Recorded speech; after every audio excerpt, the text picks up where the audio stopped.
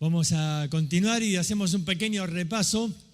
Estuvimos viendo la primera advertencia, que era no deslizarse.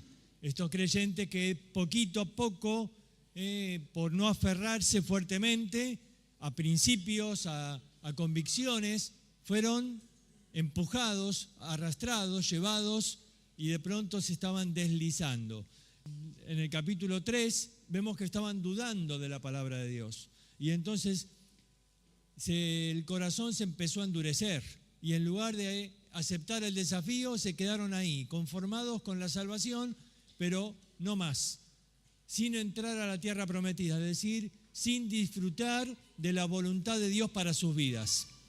Llega el capítulo 5 y 6 y ahí vemos que se habían estancado, se habían detenido en la carrera, debiéndose ya maestros, ahí estaban todavía luchando con las primeras cosas. Pero ahora llega al capítulo 10 y ahora ya estos creyentes toman una decisión. Ya la persona no está dudando, ya no está detenida, ahora toma una decisión, la decisión de desertar. Por eso viene la advertencia quizás más solemne que va a haber en la carta. Y esta es la advertencia del capítulo 10 y vamos a leerla desde el versículo 23. Hebreos capítulo 10, desde el versículo 23. Mantengamos firmes sin fluctuar la profesión de nuestra esperanza, porque fiel es el que prometió.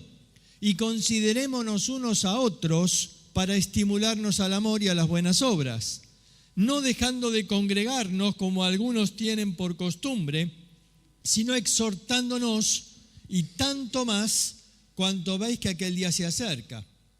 Porque si pecaremos voluntariamente después de haber recibido el conocimiento de la verdad, ya no queda más sacrificio por los pecados, sino una horrenda expectación de juicio y de hervor de fuego que ha de devorar a los adversarios.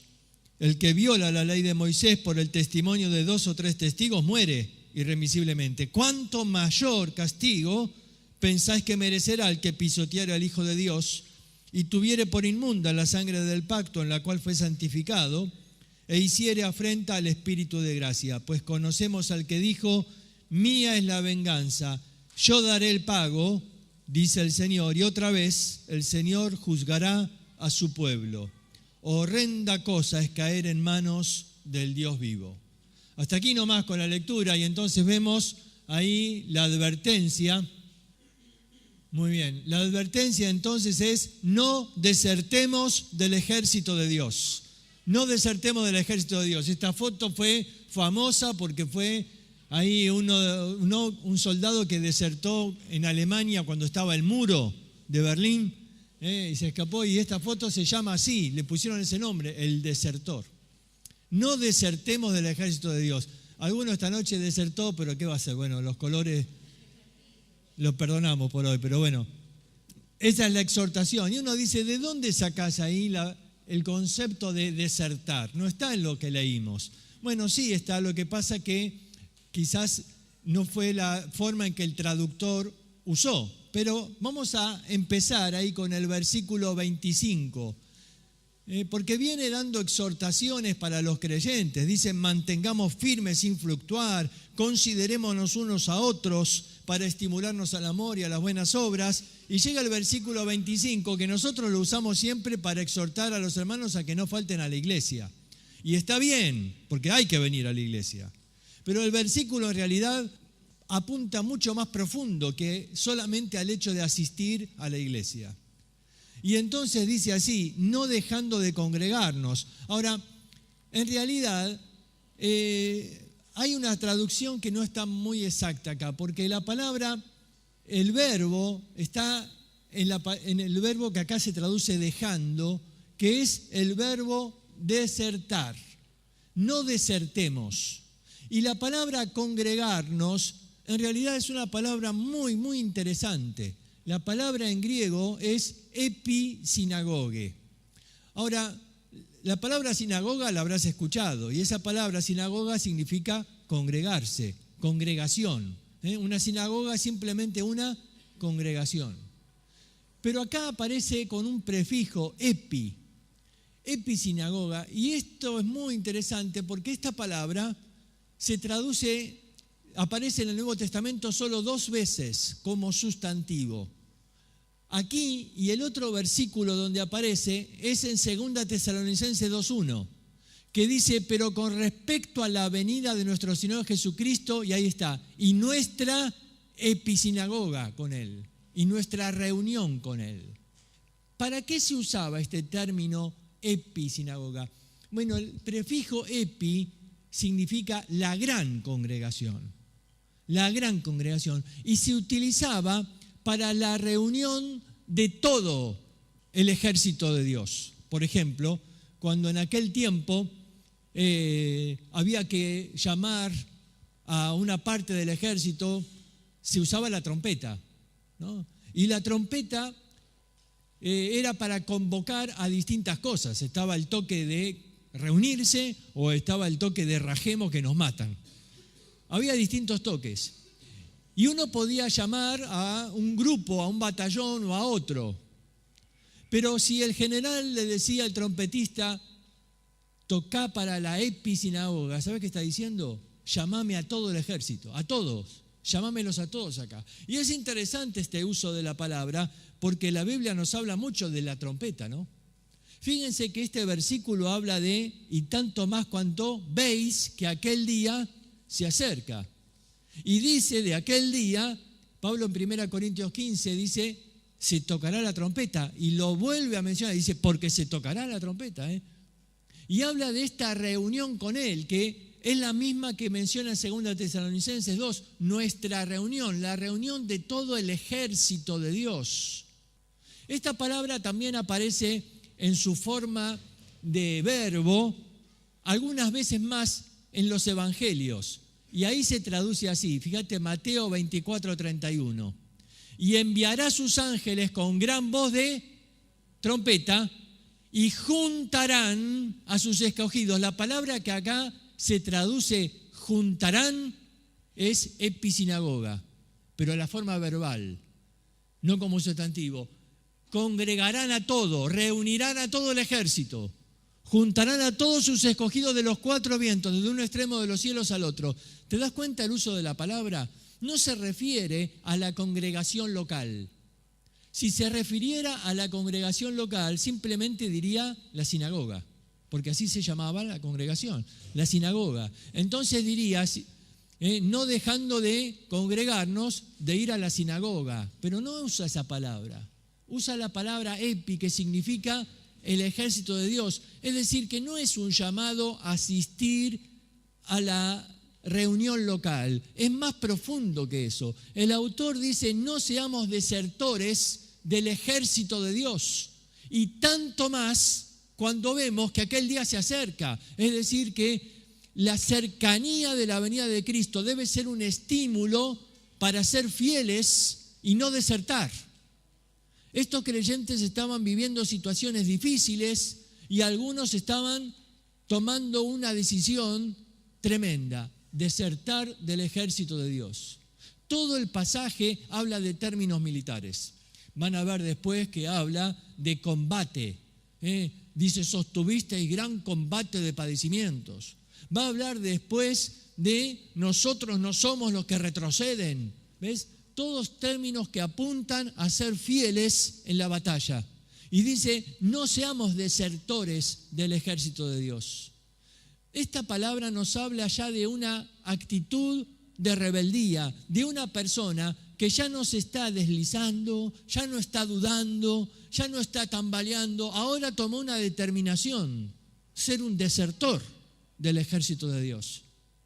Y entonces, a raíz de esto viene una advertencia muy solemne, una advertencia que va a atemorizar a estas personas que estaban tomando esta decisión de desertar. Ahora, dice entonces, porque si pecáremos voluntariamente después de haber recibido el conocimiento de la verdad, ya no queda más sacrificio por los pecados. Claro, cuando leemos así, en realidad tenemos una confusión. ¿Qué es esto de pecar voluntariamente? Esta palabra realmente no me gusta cómo está. ¿Por qué? Y porque la verdad todos los pecados que haces son voluntarios. ¿O alguien te obliga a pecar alguna vez? ¿Alguien te apunta con una pistola y te dice, peca o te mato? No. Cuando pecas es voluntario. Entonces, no puede referirse a eso. No puede referirse al pecado común. Acá está hablando de algo especial. La palabra más bien debería ser así. Debería ser deliberadamente. Entonces, porque si pecamos deliberadamente. Vos viste, ayer lo mencionamos, viste que cuando hay un crimen hay distintos términos, ¿no? Puede ser algo doloso, puede ser algo por una emoción violenta, pero viste cuando se dice con deliberación y alevosía, eso es terrible. Esto habla de alguien que lo planeó, alguien que premeditó, alguien que hizo toda la estrategia para determinar matar a alguien. Bueno, eso es acá, deliberadamente. Esta persona planeó cómo va a desertar. Deliberadamente, dice, si pecáremos deliberadamente después de haber recibido el conocimiento de la verdad, ya no queda más sacrificio por los pecados. A ver, Dios ya no puede hacer más nada. El sacrificio de Cristo es único y es perfecto, es completo. Ya no se necesita más de lo que Dios puede hacer. Pero entonces, ¿qué? Lo único que espera, dice esta persona, es una horrenda expectación de juicio. Ahora, esta persona es un creyente. Antes de seguir adelante, tenemos que aclarar. No está hablando de un profesante. No, ¿se acuerdan cuando vimos las 4 posibilidades de cómo interpretar?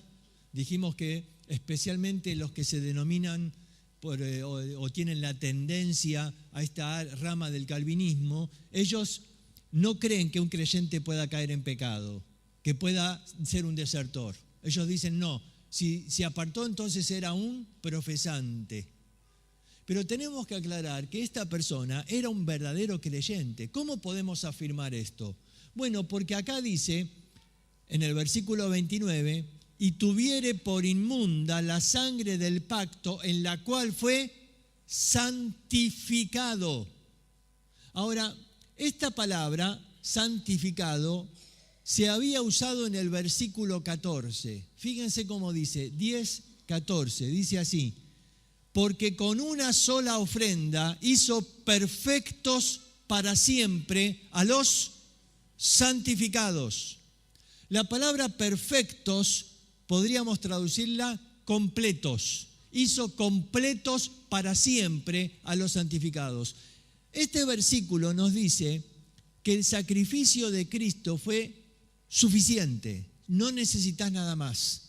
No necesitas ahora perseverar y tratar de no caer. No, ya está, dice, ya estamos completos. No es que Cristo pagó un 90% de tu salvación y a vos te queda por pagar un 10%.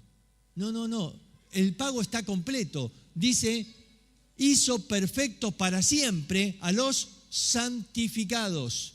Y acá dice en el versículo 29 que esta persona fue santificada en esa sangre de Cristo. Por lo tanto, ya está perfecto para siempre, ya está completo. Por lo tanto, esta persona es salva y no hay duda de su salvación. ¿Por qué? Porque fue hecho perfecto para siempre. Esta persona entonces es un genuino creyente que ha sido santificado en la sangre de Cristo. No hay posibilidad alguna de que esta persona sea solamente un oyente, un profesante. No, esta persona ha sido santificada en la sangre de Cristo, pero ahora ha tomado una decisión de desertar. ¿Ves? ¿Un creyente puede desertar? Bueno, sí, Pablo dice, ¿se acuerdan cuando termina 2 Timoteo? Demas me ha desamparado, me ha abandonado. En otras palabras, está diciendo, Demas ha desertado, amando este mundo. Ha sido un desertor, amó el mundo y se fue. Eso es ser un desertor. Y Demas era un creyente, había sido misionero con Pablo, habían predicado juntos el Evangelio. Ahora, estas personas estaban tomando esa decisión, como Demas, la de desertar. Dice, vamos a retroceder un poquito.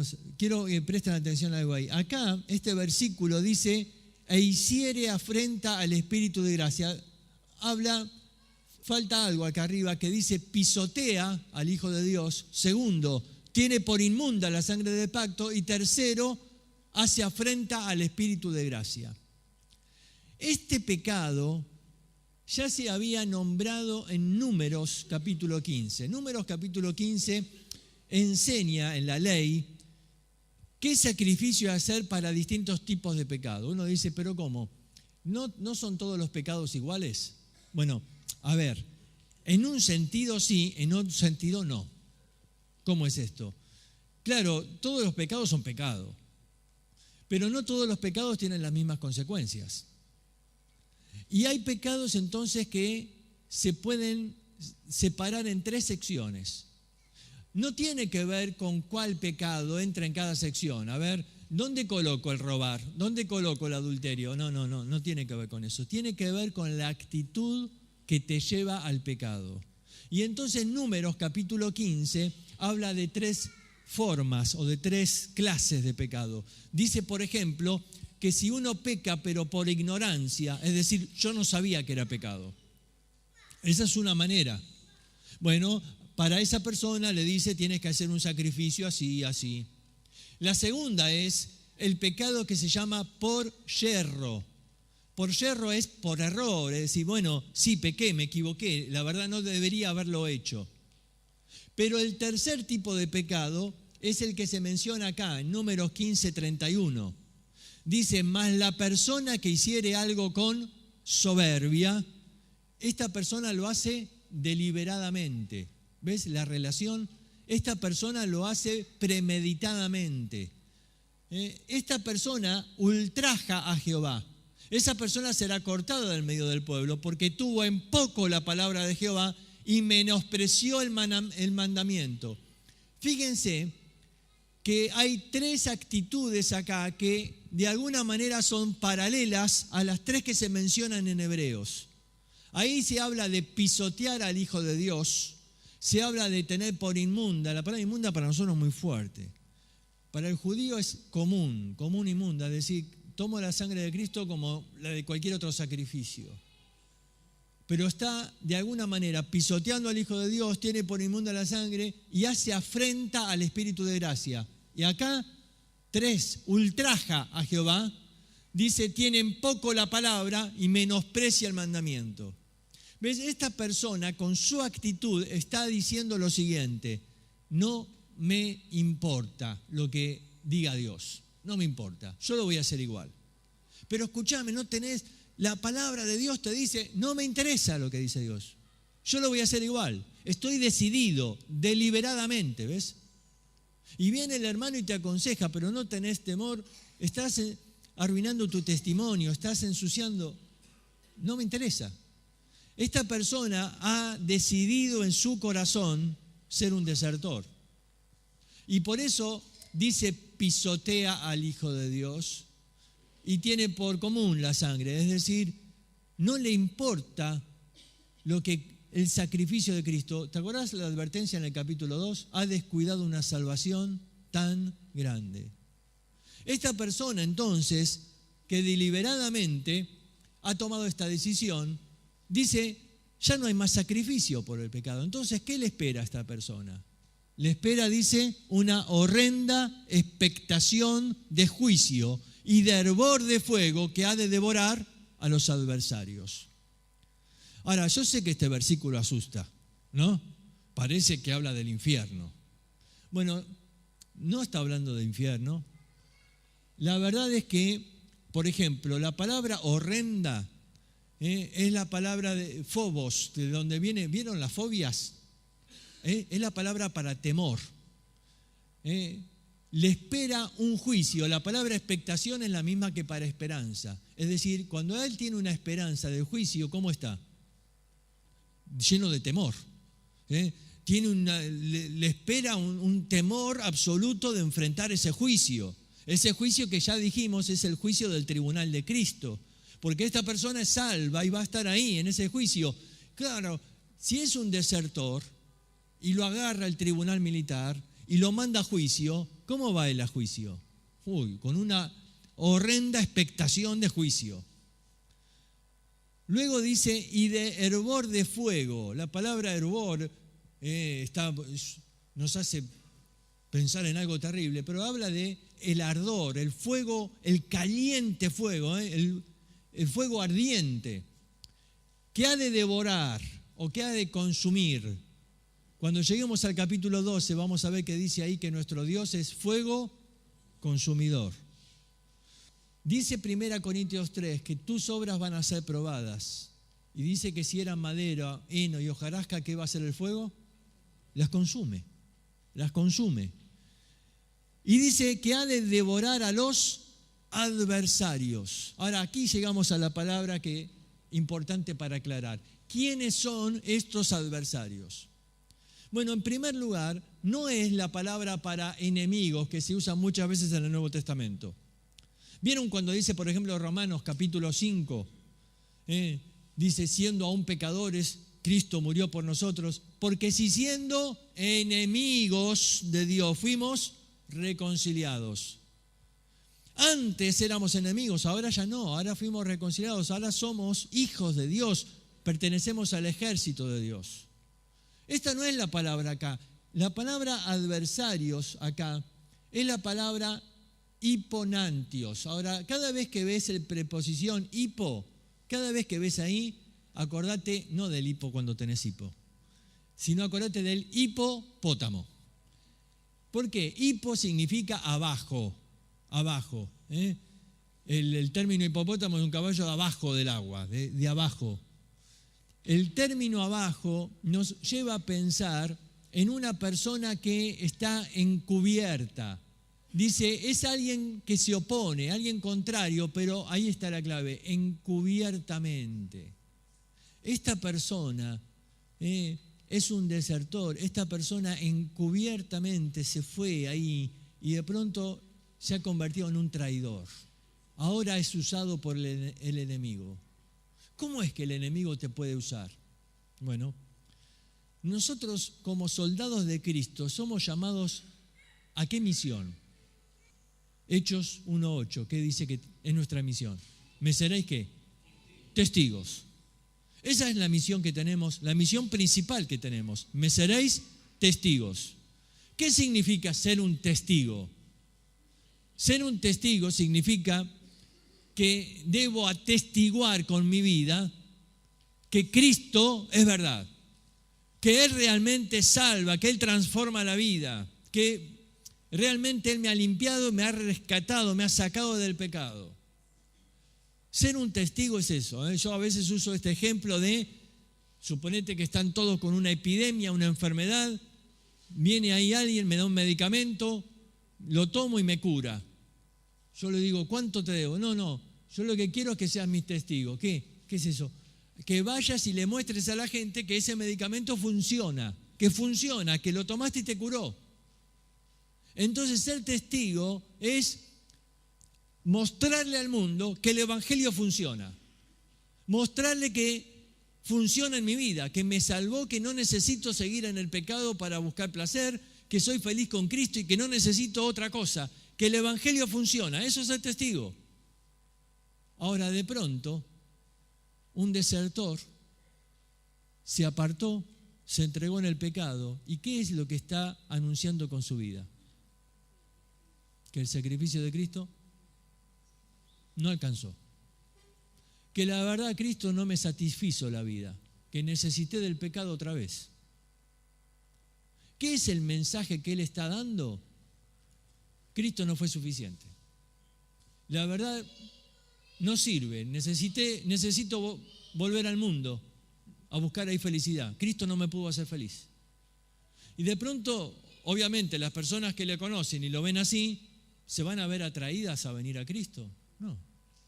Entonces, en lugar de ser un soldado en el ejército de Dios que está siendo un testigo de Cristo, en realidad se ha convertido en un desertor. Ahora lo utiliza el diablo para que haga una mala propaganda, para que diga, ven, no acepten a Cristo, mira este. ¿Ves que no sirvió con él? De pronto, ser un desertor es ser alguien usado por el enemigo. Es ser alguien que Satanás utiliza para que personas no vengan a Cristo.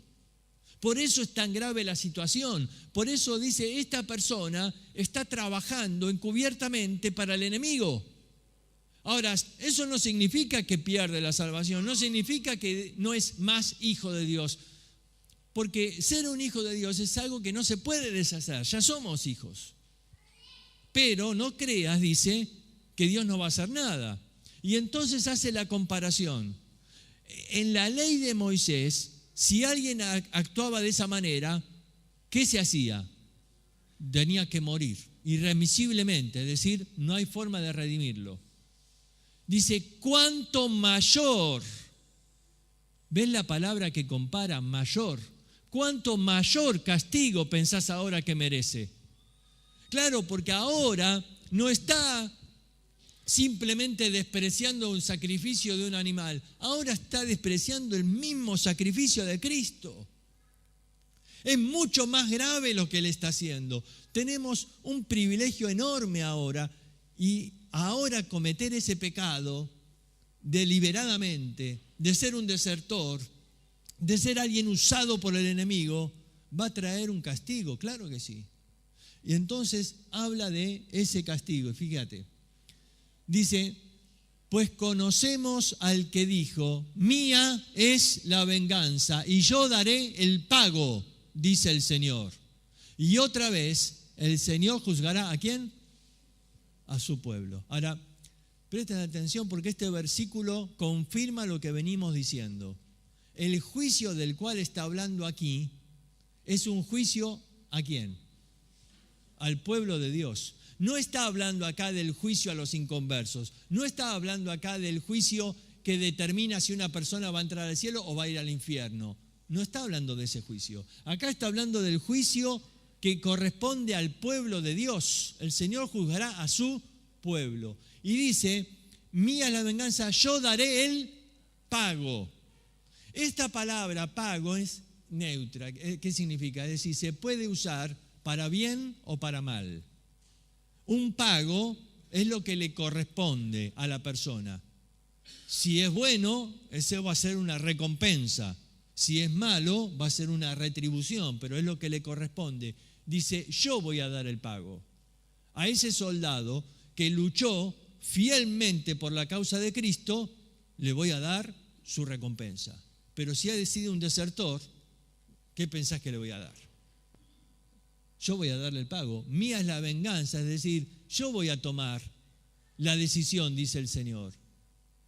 El tribunal de Cristo es un juicio militar en un aspecto, porque todos somos soldados de Cristo. Y entonces en ese momento el Señor nos va a dar, dice, el pago. Claro, para ese que ha desertado, entonces ese juicio se convierte en lo que decía el versículo anterior. O dice ahí, horrible expectación de juicio. Claro que sí. Obviamente esta persona que ha tomado esa decisión, si viene Cristo en ese momento y somos arrebatados, por supuesto va a estar ahí temblando ante ese juicio. Uno dice, pero ¿realmente va a ser así? Porque dice no va a haber más lágrimas. Bueno, después no va a haber más lágrimas, porque dice que el Señor enjugará las lágrimas. Pero 1 Juan, capítulo 2, versículo 28, dice que debemos permanecer en Él para que en su venida no nos alejemos de Él avergonzados. Permanecer en Él significa ser fiel al llamado de Dios. No seas un desertor, para que en su venida no te alejes de Él avergonzado. ¿Ves? En ese momento el que ha desertado va a estar avergonzado delante del Señor.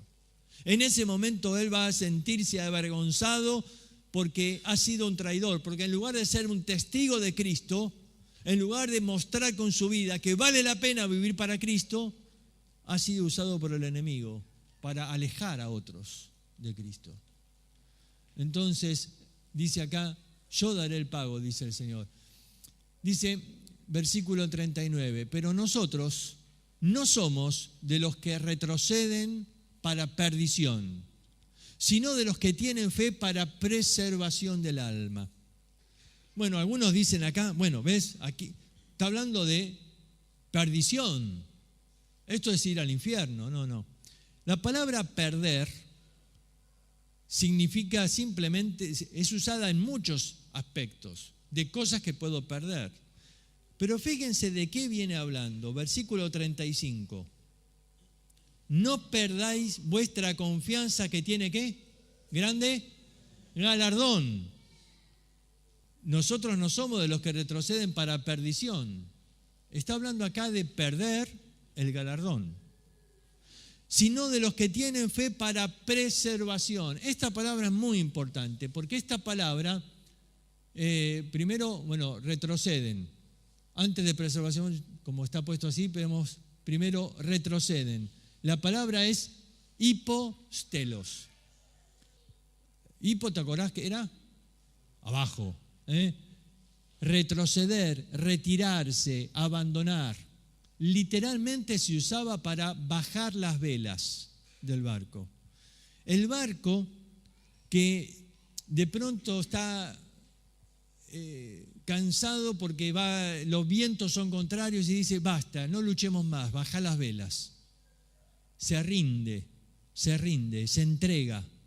Esta persona dice, está abandonando, se está retirando, bajó las velas, dice, no quiero seguir más. Ahora sí, dice la palabra preservación. Esta palabra, peripoiesis, significa adquisición, ganancia. ¿Te acordás, Efesios, cuando dice para adquisición de la posición adquirida? Perdón, no dice adquisición. Para la posición adquirida. Es la misma palabra, adquisición, ganancia. Por supuesto, la salvación no es algo que yo adquiero, ¿sí? La salvación no es algo que yo tengo que ganar. La salvación no es algo que yo compré. Aquí está hablando de el galardón. Esa sí es la adquisición del alma. Eso sí es lo que yo gané para el Señor. Entonces acá dice, nosotros no somos de los que retroceden, los que abandonan, los que bajaron las velas y dice, basta, yo no sigo más. Nosotros no somos ellos, sino somos de los que tienen fe para la adquisición, para el galardón, para recibir la recompensa. De eso viene hablando. Dice, yo daré el pago, dice el Señor, yo voy a dar la recompensa. Y dice ahí el versículo 25, no perdáis vuestra confianza. La palabra perder en realidad habla de una decisión de la voluntad. Generalmente cuando perdés algo no es voluntario. ¿Te pasó alguna vez de perder, no sé, las llaves y después no poder entrar a tu casa? Perdés, no sé, un documento y después tenés problemas. Pero es involuntario, uno no decide perderlo. Acá no está diciendo eso, no está diciendo que de pronto se te perdió la fe. Uy, ¿dónde dejé la fe? No sé, no me acuerdo. No, acá dice no arrojes. Es una decisión de la voluntad. No tires afuera la fe, porque la necesitas para permanecer firme. Porque si arrojás la fe, no vas a recibir el galardón. Dice, no arrojes la fe, porque es necesario perseverar para recibir el galardón. ¿Ves? Estas personas decidieron abandonar. Estas personas decidieron decir, basta, yo bajé las velas.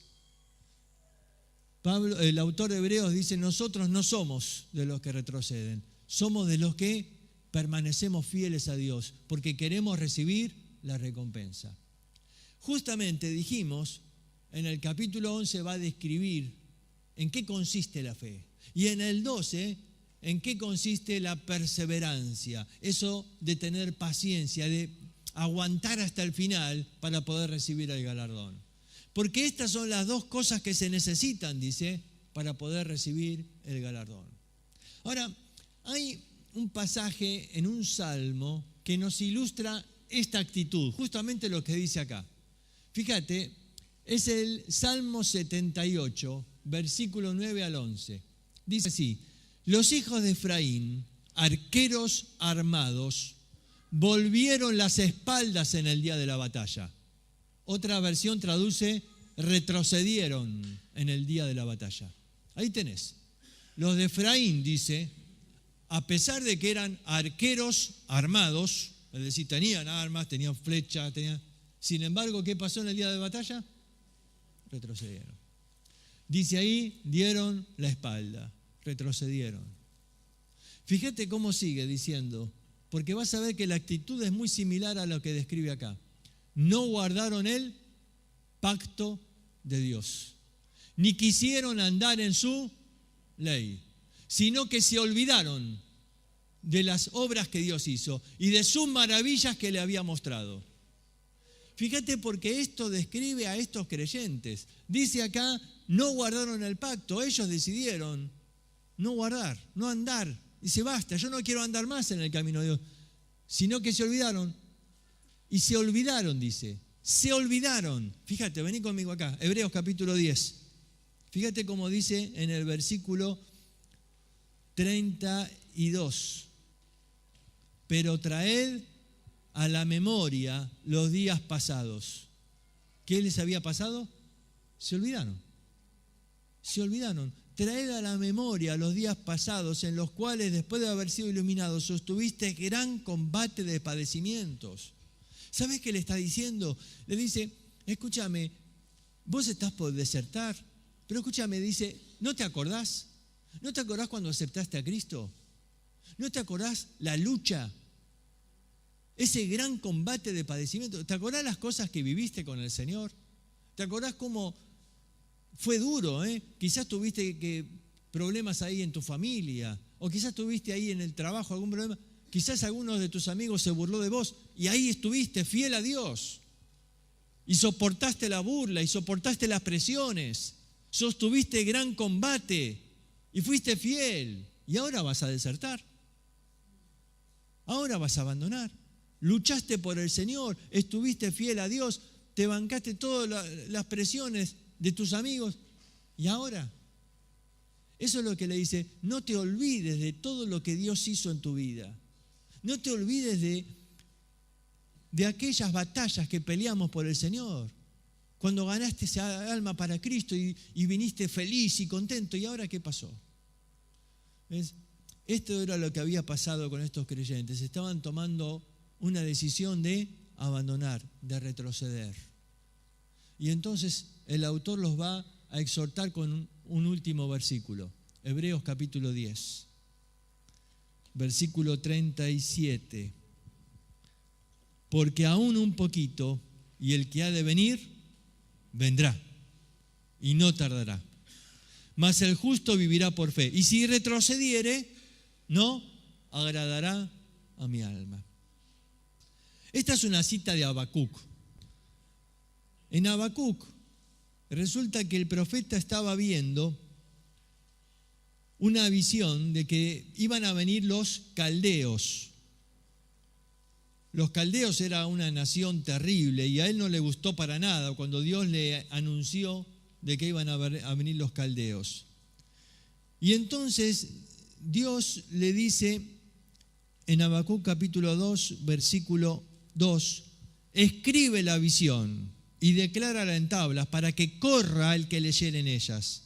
Aunque la visión tardará por un tiempo, pero se apresura hacia el fin, no mentirá. Aunque tardare, espéralo, porque sin duda vendrá y no tardará. De acá toma la cita. Claro, el autor toma la cita, pero le cambia el enfoque.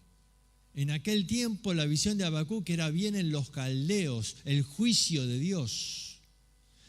Pero el autor está hablando de que aquel día se acerca. Y entonces dice, el que ha de venir, y le pone ese artículo que marca que es una persona, no un juicio, el que ha de venir, Cristo. El que ha de venir vendrá y no tardará. La visión de Habacuc era para que el profeta se apresure. Dice, escribíla en tablas y que el que la lee corra. ¿Y qué tiene que anunciar? Que el justo por la fe vivirá.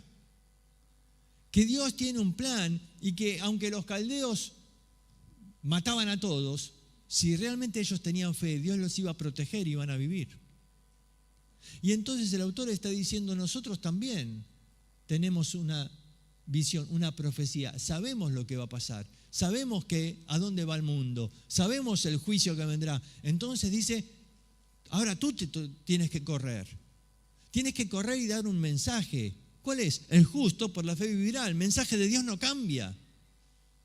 Pero tienes que tener en cuenta que el que ha de venir vendrá y no tardará. Dios le había dicho al profeta, mira, si tarda un poco, no te descuides, porque viene, y cuando viene pronto. Así que apresúrate. Bueno, el autor toma de ese concepto y dice, tú también ahora te tienes que apresurar, porque el que ha de venir, vendrá. Y no tardará. Así que si estás pensando en desertar, olvídate, tenemos una misión que cumplir. Y acaba a decir, el justo vivirá por fe, y si retrocediere, no agradará a mi alma. En Habacuc no decía así. Decía, el alma que no es recta se enorgullece. Es que la persona que está acá tomando la decisión de retroceder es esa persona que se enorgullece. El autor hace este juego de cambiar algo para hacerte reflexionar y pensar. Esta persona que está desertando es porque en su orgullo él quiere hacer su voluntad. Él dice, no, porque yo quiero esto. Dejó de pensar en los demás, dejó de pensar en la misión que Dios le había dado. Se ha enorgullecido y entonces quiere abandonar, quiere retroceder, porque está pensando en su beneficio. Y acá dice, no agradará mi alma.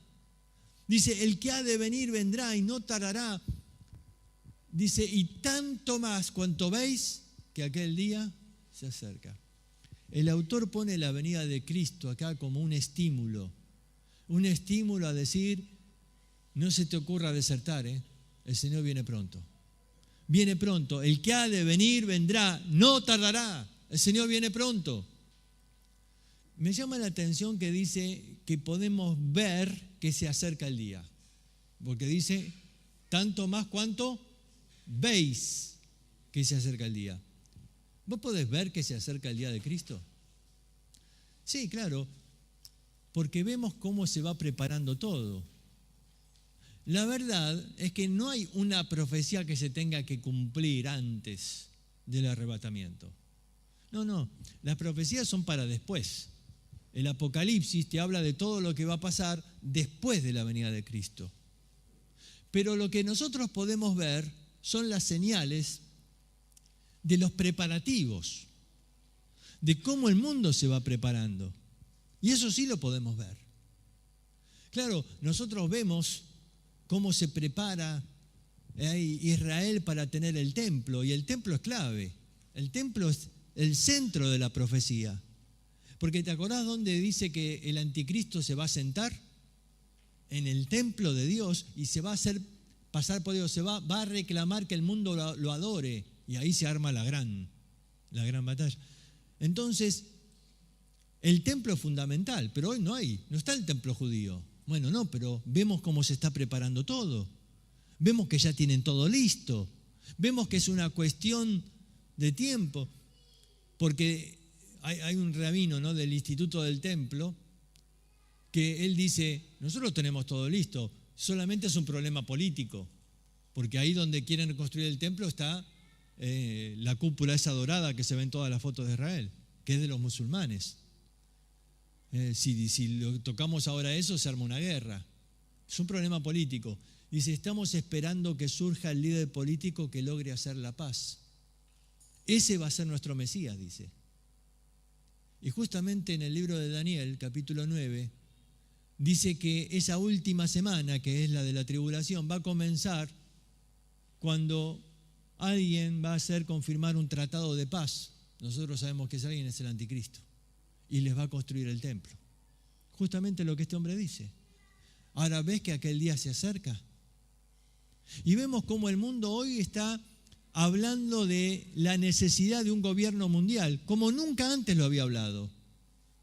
Hasta el Papa habló de que es necesario que haya un gobierno mundial. La comunidad europea dice que es necesario que haya un gobierno mundial. Todos van hablando de eso. Y algunos van más allá y hablan de la necesidad de una economía mundial. Y cuando todavía gobernaba Obama, dice que Rusia y China le pidieron que considere el plan que se había presentado para hacer una economía mundial. Y él dijo, vamos a llegar a eso, pero todavía no es tiempo, dijo Obama. Y dice, claro, todavía no es tiempo, pero falta poco. El mundo entero hoy se está preparando, más allá de que ellos no creen en la palabra de Dios, no saben por ahí las profecías, pero se están preparando. Y nosotros vemos que se acerca el día, y eso debe ser un estímulo para decir, tenemos que ser fieles, fieles, no retrocedas, no bajes las velas del barco, todavía tenemos que conquistar, hay que ganar almas mientras podemos, todavía el Señor nos da la oportunidad, así que apresúrate, que corra el que lee la profecía y anuncie que el justo por la fe vivirá. Porque el que ha de venir vendrá, es una seguridad, no va a tardarse. Él tiene ahí el día marcado, pero nosotros tenemos que apresurarnos a cumplir con la tarea. ¿Te das cuenta? Esta debe ser la forma en que nos tenemos que alentar unos a otros. ¿Vos sabés cómo se saludaban los cristianos en aquel tiempo? ¿Te acordás cuál era la palabra que usaban? Maranata. Ahora, la palabra Maranata no tiene una traducción clara. Era el grito que le pegaba uno a otro que se había quedado dormido. Cuando estaba ahí haciendo vigilancia a la noche y el guardia se dormía, venía uno y le gritaba al lado, ¡Maranata! ¿Qué pasa? Lo que significa es, el Señor viene. El Señor viene. Y dice que los cristianos se saludaban. Claro, en aquel tiempo los judíos se saludaban con Shalom. Los griegos se decían Chairo, de donde viene nuestro chau. Pero Chairo significa gozo. Es decir, los judíos se deseaban paz, los griegos se deseaban gozo. Y los cristianos dijeron, ¿nosotros cómo nos vamos a saludar? Maranata. Qué buena palabra. Porque es la forma de recordarnos, el Señor viene, el Señor viene. No te olvides que el Señor viene. No te olvides que el Señor viene. Estás cumpliendo tu misión, estás siendo testigo de Cristo. No te olvides. ¿Qué estás pensando en desertar? Olvídate. El Señor viene. Yo no quiero tener una horrenda expectación de juicio. Lo que quiero es estar ahí en ese juicio y que el Señor me premie, me diga, bien hecho, buen siervo fiel. Y yo quiero que Él me dé corona, ¿sabes para qué? Para un día poder adorarle y decirle, Señor, acá está, son tuyas. Y poder adorarle como los ancianos de Apocalipsis, ¿no? Que echaban sus coronas ahí a sus pies diciendo, Señor, yo corona, yo no merezco nada, son tuyas, pero esta es mi adoración, esto es lo que luché y lo que gané para ti.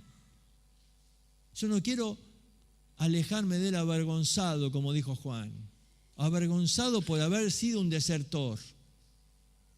Yo quiero estar ahí contemplando el rostro de Jesús y poder ir y abrazarle ahí, aunque sea tirarme a sus pies, para agradecerle, para amarle.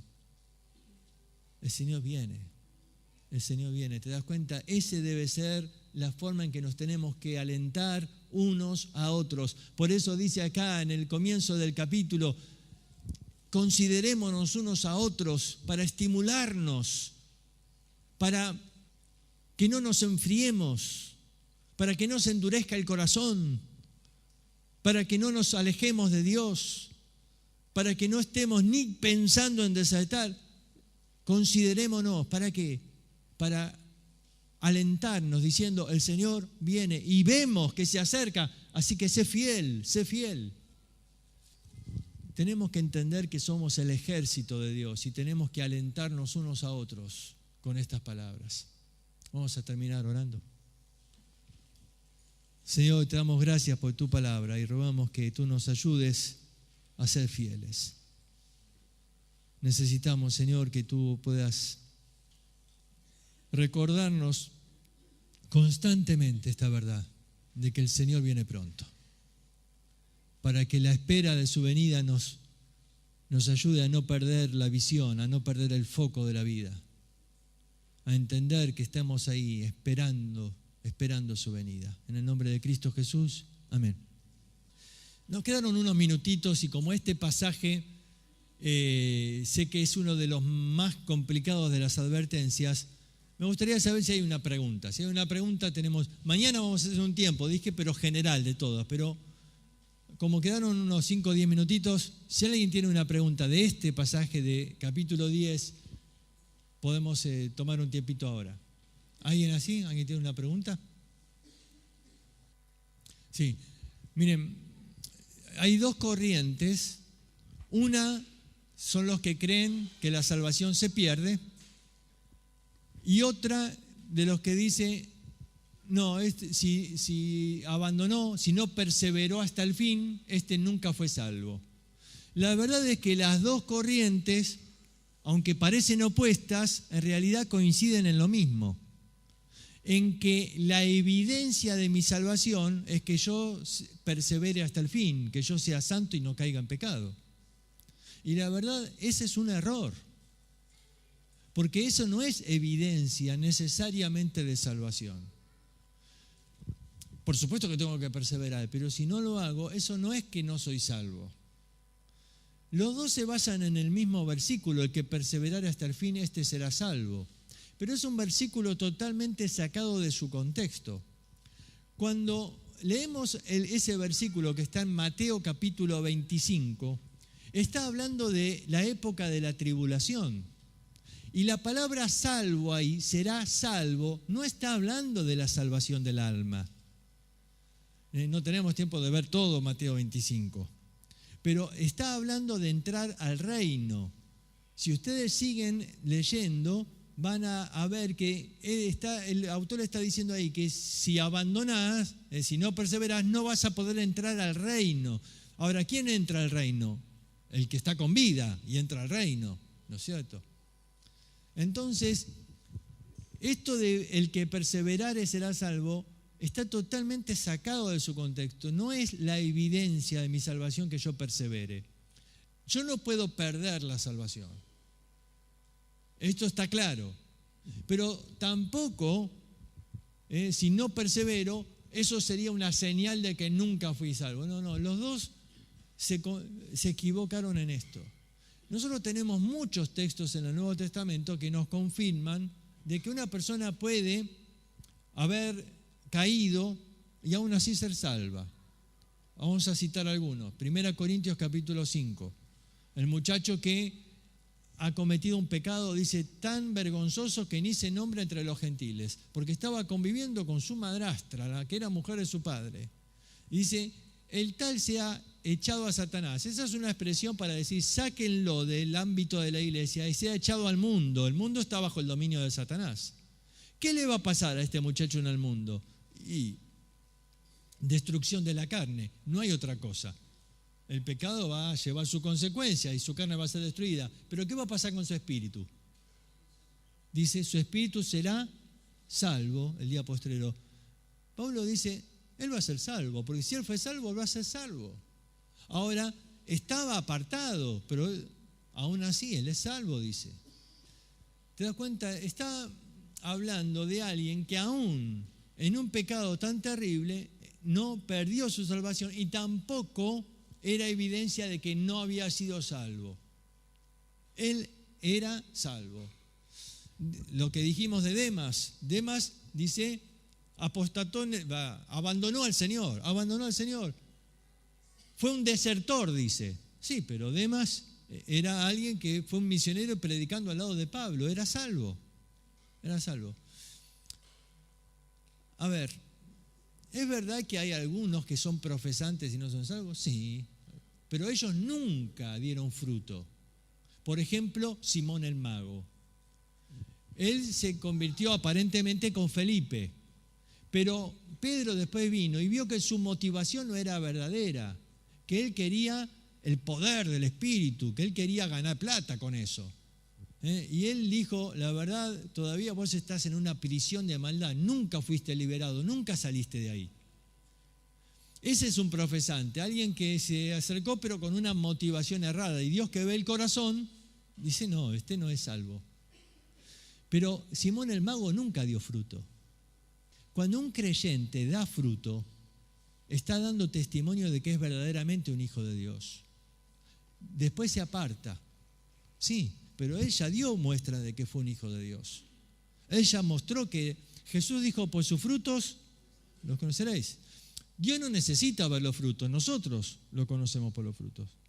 Ahora, pero esta persona se apartó, ahora no está dando frutos. Bueno, pero si él mostró que era salvo, yo no tengo que dudar ahora de su salvación. Lo que sí dice este pasaje, que le espera ¿qué? Una horrenda expectación de juicio. Es decir, ahí en el tribunal de Cristo, obviamente se van a quemar sus obras y no va a estar recibiendo recompensa y va a estar avergonzado en ese momento. Claro que sí, pero va a ser salvo, así como por fuego. Es decir, una expresión de, y bueno, se salvó raspando, pero su salvación nunca está en duda, porque ya no hay condenación para los que están en Cristo Jesús. Lo que él va a perder es el galardón, que es lo que venimos diciendo acá. Perdió el galardón, perdió la recompensa, la oportunidad de ganar un premio. Alguien dice, ¿y cómo va a ser afectada la eternidad? No podemos saber con exactitud. Daniel capítulo 12 dice que seremos como las estrellas que tienen distinto brillo. Hay un autor que se llama Lutzer, muy bueno, y él dice así, quizás defina nuestra posición en la eternidad. Vieron que los ángeles tienen posiciones, arcángeles, querubines. Quizás defina la posición en la eternidad. Quizás define privilegios en la eternidad. No sabemos. El Señor no nos dice lo que no necesitamos saber.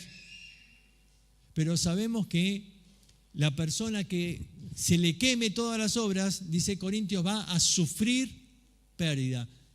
Dice, sufrirá la pérdida. Esa palabra, sufrirá, implica que no es la actitud de, no me importa, que se queme total. No, sufrirá la pérdida. Es decir, le va a doler que se queme todo. Que va a estar ahí avergonzado y va a estar ahí en una situación de lamento por haber desperdiciado su vida y no haber vivido para el Señor. Eso no pone en duda su salvación, pero sí el que no va a tener su premio, su recompensa. Bueno, sí, porque el apóstata en la Biblia no es alguien que se apartó del camino. Esto es diferente. El apóstata niega a Cristo.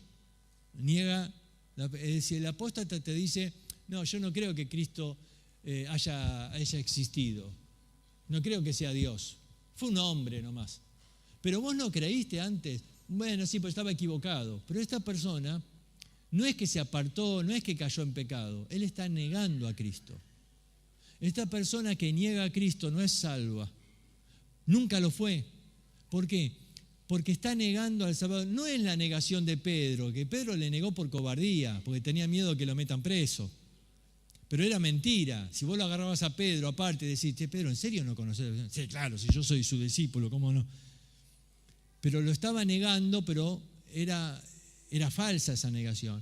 Pero el que verdaderamente niega y dice, no, yo no creo, creí cuando era chico, pero no creo. Esa persona apostató, es decir, negó la fe.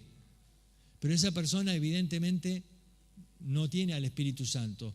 Dice Pablo en Corintios que el que tiene al Espíritu Santo no puede negar a Cristo. No podés negar de que ahora decir, no, ya no creo más. Porque si tenés el Espíritu Santo, eso dice, no es algo que puedas hacer. No está hablando de caer en pecado el apóstata, está hablando de negar a Cristo. En cambio, alguien que se aparta, le preguntás, pero ¿no crees más? No, sí creo en Cristo, pero caí en pecado, me aparté. O puede enojarse con el Señor, no sé, porque está rebelde y está mal y está enojado, pero él sigue creyendo. Entonces, esa es la diferencia entre un apóstata y uno que es un desertor. ¿Otra pregunta? Fruto puede ser, es un término muy amplio, pero que un fruto es una manifestación, ¿no? Una manifestación clara de la obra de Dios en tu vida. Hay distintos frutos, pero son muestras evidentes de que el Espíritu de Dios está en tu vida. Eso se mostró en algún momento, aunque ahora puede no estarse mostrando. Miren, si acá tuviéramos absolutamente todo apagado, no hay luces, micrófono apagado, y yo vengo y te pregunto, ¿hay electricidad? ¿Vos qué me decís? No sabés, por ahí sí, por ahí no, porque está todo apagado. Yo no veo ¿qué? No veo la evidencia de la electricidad. Por ahí hay, o por ahí se cortó la luz y yo no me enteré. La verdad es que no lo sé. Vamos a probar si querés, decimos, vamos a probar a ver si hay luz. Pero la verdad es que no podés estar seguro si no hay una evidencia. Bueno, los frutos son esto, es la evidencia. La luz prendida es un fruto de que hay electricidad. No me cabe duda, si vos me preguntas, ¿hay electricidad? Y claro que hay, ¿no ves? Ahora, cuando un creyente no muestra nada, y vos me preguntás, te digo, no sé. Ahora vos me decís, pero yo lo conocí. Y yo vi la luz. Y esa energía no desaparece. ¿Viste que Tesalonicenses dice, no apaguéis al Espíritu? El Espíritu no se puede ir de la persona. No se va de la persona porque tiene su morada, dice, dentro nuestro. Pero estar apagado, ¿qué significa? Que no hay evidencia. No se ve la manifestación del Espíritu porque está apagado, como la luz que está apagada. Eso significa que aunque el Espíritu Santo está en la vida, no se ve. ¿Y no se ve por qué? Porque, bueno, está en pecado, está mal, entonces no se ve la obra del Espíritu Santo. Pero si hubo evidencia antes, bueno, no tengo que dudar de que es salvo y que está apartado y necesito restaurarlo. Dice, si ves que tu hermano está caído, anda a restaurarlo. No es dudar de su salvación en ese caso. Ahora, yo dudaría de la salvación de alguien que nunca manifestó un fruto. Nunca vi la luz encendida. Entonces, no puedo negar que sea salvo, pero tampoco puedo afirmarlo. ¿Por qué? Y porque nunca vi un fruto. Y entonces cabe el versículo de 2 Timoteo, que dice, Dios conoce a los que son suyos. Claro, Dios los conoce, pero yo no los conozco. Yo no sé, porque nunca le vi fruto. Pero cuando vemos que alguien sí dio fruto y se apartó, bueno, confiamos que sí es salvo, porque sí vi frutos en su vida. Y a esa persona entonces sí tenemos que restaurarle. Ese es uno. Claro, los cambios en su vida es un fruto. Si tiene hambre por la palabra de Dios, es un fruto, porque uno dice, si un bebé llora porque tiene hambre, pues está vivo, ¿no? Bueno, el fruto del Espíritu también, de Gálatas, ¿no? Amor, gozo, paz, paciencia, benignidad, uno ve eso en la persona. Llevar fruto son obras también que puede hacer la persona que manifiestan que Dios lo usó para salvar un alma, lo usó para hacer algo, y se ve la obra del Espíritu Santo en su vida. Ha manifestado por ahí los dones, en un momento predicaba, Dios lo usaba, no sé, fruto es muy amplio el término, pero es ver las evidencias del actuar de Dios en su vida. Y eso no lo... hay muchas cosas que no podemos nosotros... Tendríamos que ver, analizar a la persona en caso particular. No podríamos generalizar en tantos casos. Uno dice, por poco tiempo, por mucho tiempo. Uno, el que lo conoce por ahí, sabe porque vio los cambios en su vida, porque vio el fruto. De afuera uno es muy difícil que lo pueda decir.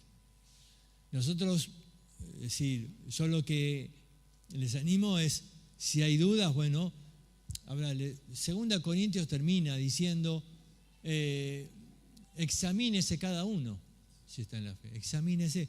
Es como, uno tiene que evaluarse, pero yo no puedo andar evaluando al otro, no dice examinarlo al otro a ver si está en la fe. Entonces ahí es donde uno tiene que ver. En el caso de otros, a veces es claro, a veces no es tan claro, a veces nos quedan dudas. Si tenés dudas, predicarle de vuelta el Evangelio, no. Si eras salvo, no importa. Si hay dudas, uno le puede predicar de nuevo, ¿sí? Pero lo que estamos diciendo es que si la persona dio fruto y ya no hay duda, bueno, confiemos en que es salvo y igualmente hay que tratar de restaurarlo. Por ahí no por un tiempo, pero sí se va a manifestar en otro tiempo, ¿no? Ustedes fíjense que Pablo les habla a la iglesia de Corintios y le dice en el capítulo 3, ustedes son carnales, no están andando como espirituales, son como niños en Cristo que se pelean unos con otros, ¿no? Sin embargo, ellos estaban manifestando fruto, porque en el capítulo 1 dice, nada os falta en ningún don. Estaban manifestando dones espirituales, aún siendo carnales. Es decir, estos creyentes en Corinto, a pesar de su carnalidad, daban evidencia de que eran salvos. Muy bien. ¿Listo? ¿Una pregunta más? Muy bien, dejamos entonces acá.